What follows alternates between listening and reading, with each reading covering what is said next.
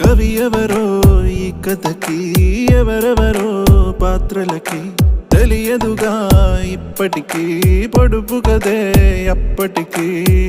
మనమంటూ అనుకున్నా ఒంటరిగానే మిగిలున్నా, ఇందరిలో కలిసున్నా వెలితిని నేను చూస్తున్నా.